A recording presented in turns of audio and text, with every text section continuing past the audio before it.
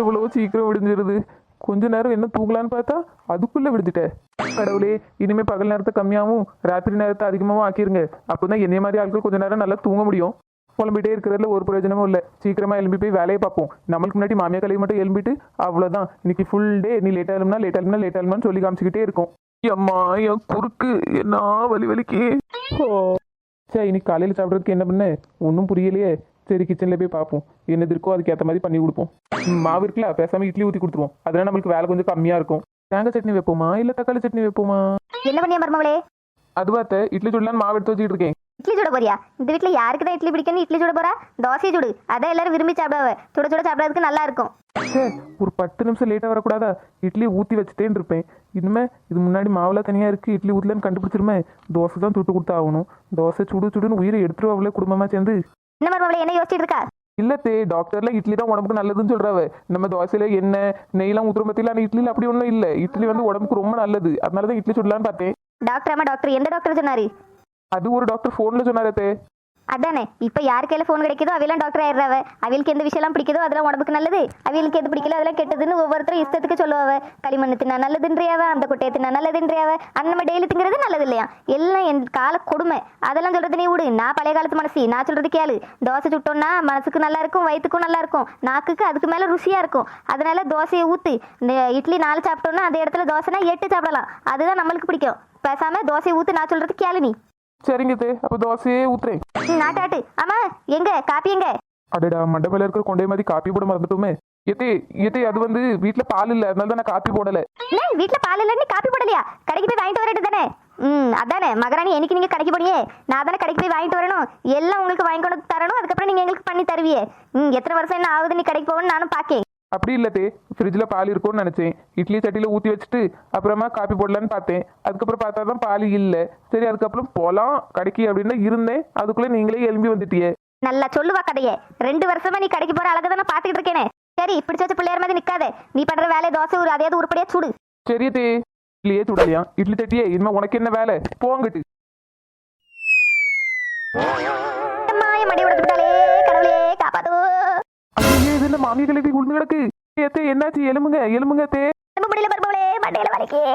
மெதுவா எலும்புங்க தே, இந்த எலும்பு வாங்க மெதுவா. ஏத்தே, இப்போ பரவாயில்லையா உங்களுக்கு? பரவாயில்ல. அன்னைக்கு எப்படி அந்த இட்லி தட்டியை மண்டையில வந்து விழுந்துருந்தா எனக்கு இன்னும் புரியல. ஏத்தே, உங்கள்கிட்ட பேசிட்டு அப்படி ஃப்ரிட்ஜ் மேலே வச்சிருந்தேன்னா நீங்க நடந்து போனிய பத்திலாம் அந்த அதிர்வுல அப்படி உங்க தலையில வந்து விழுந்திருக்கும். அவ்வளவுதான். இப்போ அதை பத்தி யோசிக்காதியே. எம்மா என்னாச்சுமா, யா இப்படி உட்காந்துருக்கிய? அது ஒன்றும் இல்லைங்க. அத்தை கிச்சன்ல இருந்து வரும்போது திடீர்னு இட்லி பாத்திரம் அவங்க தலைமையில விழுந்துட்டு, அதான் கொஞ்சம் அடிபட்டு போல. இட்லி பாத்திரம் விழுந்துட்டா? எப்படி விழுந்துச்சு? அத்தை கம்பீரமா நடந்து வந்தாங்கல்ல, அந்த அதிர்வுல விழுந்துருக்கோங்க. ஆனா மவனே, எனக்கு என்னமோ அது நேர தலையில விழுந்த மாதிரி இல்ல, யாரோ ஃபோர்ஸா தூக்கி வீசின மாதிரி இருந்துச்சு. ஐயோ, மாமியா கழுவி கண்டுபிடிச்சிருமோ? கண்டுபிடிச்சுன்னா அவ்வளவுதான். எப்படியா தப்பிச்சிருமே. போர்ஸா யாருமா உன் மேல தூக்கி வீசுவா? அதானங்க, அதான் நானும் சொல்றேன். இட்லி பாத்திரம் பந்தா அங்கங்க பிள்ளைகள் விளையாடுது, திடீர்னு வந்து விழுந்துச்சுன்னு சொல்றதுக்கு. அது வந்து ஃப்ரிட்ஜ் மேல வச்சிருந்தேன் பாத்துக்கிடுங்க. அத்தை வந்து கம்பீரமா நடந்து வந்தாவளா, அந்த அதிர்வுல தெரியாம அத்தை மேல விழுந்திருக்கும் அது. நீயும் இட்லி பாத்திரத்தை எதுக்கு ஃப்ரிட்ஜ் மேல வைக்க? அது என்ன இட்லி பாத்திரம் வைக்கிற இடமா? என்ன அப்படிலாம் பண்ணாது. சரிங்க சரிங்க, என்ன இப்படி நடக்காது. மினி, நீ என்ன இங்கேயே நின்றுட்டு இருக்கா? போய் சமையல் பண்ணு, நான் ஆஃபீஸ் கிளம்பணும்ல, லேட் ஆகுது. அதானே, என்ன சொல்லலையேன்னு பார்த்தேன். இந்த உடனே பண்றேன். எம்மா, ரொம்ப வலிக்காம தலை? வலிக்குதான். ஆனால் இப்போ கொஞ்சம் பரவாயில்ல. ஆமாம், உன்ட்ட ஒன்று கேட்கணும்னு நினச்சேன். மருமவ இருந்தோன்னே கேட்கல. ஏன் தலையில் அந்த இட்லி தட்டி விழுந்து ஒரு 10 நிமிஷத்துக்கு மேலே இருக்கும். நான் கூப்பாடு போட்டேன். நான் போட்ட கூப்பாடில் இந்த 4 ஊரே திரண்டு வந்திருக்க அளவுக்கு தான் சத்தம் இருந்துச்சு. ஆனால் இந்த பெட்ரூம்லேருந்து இங்கே வர்றதுக்கு உனக்கு எதுக்கு இவ்வளோ நேரம்னு நான் கேட்கேன். இதுவாம்மா, எனக்கு சத்தம் கேட்டுச்சு. நான் ஏதோ காலையிலேயே ஏதோ டிவி ஓடுதுன்னு நினச்சி அப்படியே திருப்பி படுத்துட்டேன். இப்போ தான் நேரம் ஆகிட்டே எழும்பி வருவோன்னு வந்தேன். பார்த்தா நீ இப்படி உட்காந்துருக்கா. நல்ல மகன். நாளைக்கே இந்த வீட்டில் திருடே வந்து நாங்கள் அலறினாலும் நீ டிவி ஓடிட்டு இருக்குன்னு நினச்சி இழுத்து பூத்திட்டு தூங்குவா போலையே. நீ வளர்த்ததுக்கு ஒரு நாயை வளர்த்தேன்னா கூட அதாவது திருடனா துரத்தி விடும். அம்மா இப்படி பேசுதா? இப்பெல்லாம் பேசாது என்ன? பேச மாட்டாவ. போய் எந்திரிச்சு அங்கிட்டு. இல்லை, அலம்போது வரல. இப்போ வந்து எம்மா எப்படி இருக்கு, உம்மா எப்படி இருக்குன்னு வந்து பேசிட்டு இருக்கேன். போ. உன்கிட்ட கேட்க வந்தேன் பார்த்தியா பாசமா? எனக்கு இதுவும் வேணும் இன்னமும் வேணும். நான் கிளம்புறேன். தலையில எப்படி விழுந்திருக்கும்? நம்ம என்ன அவ்வளோ அதிர்வாவா நடக்கும்? இந்த மருமவ சொல்றது ஒன்றும் நம்புற மாதிரி இல்லையே. ஆஹா, இந்த மாமியா தனியா இருந்து யோசிச்சுக்கிட்டு இருக்க. கண்டுபிடிச்சிருமோ? விடக்கூடாது, கண்டுபிடிக்க எதையாவது பண்ணி மைண்ட் டைவர்ட் பண்ணியே ஆகணும். எத்தே எத்தே, இந்தாங்க தோசை சாப்பிடுங்க. உங்களுக்கு பிடிச்சமான 4 வகை சட்னி பண்ணியிருக்கேன். மருமகளே 4 வகை சட்னி பண்ணலாம் இருக்கட்டும். எனக்கு ஒரு டவுட்டு. நீ இட்லி சட்டியை அந்த அடுப்பு கிட்டலாம் வச்சிருந்தா அது எப்படி ஃப்ரிட்ஜு கிட்ட வந்துச்சு? நான் மெதுவாக தான் நடந்தேன். நான் நடக்கிற அதிர்வுலையே அந்த இட்லி சட்டி என் தலைமையில விழுந்துச்சு. நம்புற மாதிரியே இல்லையே. என்னத்த நீங்க என்னை நம்பாத மாதிரி பேசுறிய? அங்க நடந்ததுல நான் பார்த்துட்டு உங்கள்கிட்ட சொன்னா ஏன் குத்தமா?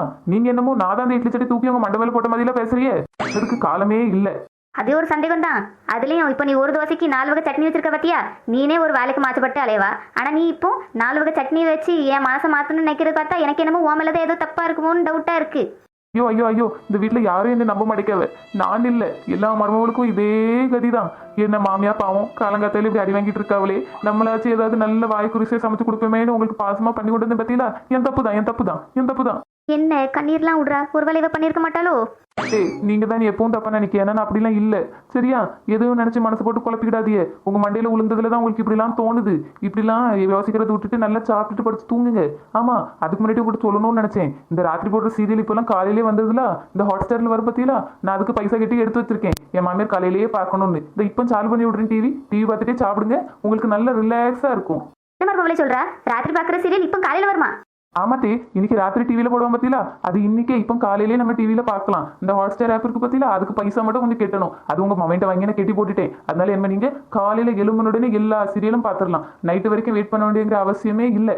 அப்படியே மருமகளே, அப்போ உடனே அந்த டிவியை போட்டு விடு. அந்த விஜயா இன்னைக்கு அந்த ரோஹிணி என்ன பண்றான்னு நான் பார்த்தே ஆகணும். சரியா தேர்ந்து இப்போ போட்டு விடுறேன். அம்மா மருமகளே, நீ சொன்ன மாதிரி சீரியல் இப்பவே ஆரம்பிச்சிட்டே. சரி, இதை பார்த்து என்ன நேரத்தை போக்கிடலாம். அப்பாடா, சிறகடிக்க ஆசையை காலங்காத்தாலே காமிச்சு இன்னைக்கு எப்படியோ தப்பிச்சாச்சு. இன்னைக்கு நாள் பொழுது நல்லபடியா கழிஞ்சா நல்லா இருக்கும். மருமகளே, என்ன மாசம் நிக்கா? போய் அடுத்த தோசை சுட்டு கொண்டு வா. போறியாத்த? அடுத்த தோசை வேணுமா? அடுத்த தோசை பாரு வரட்டி மாதிரி சுட்டு கொண்டு வரேன்.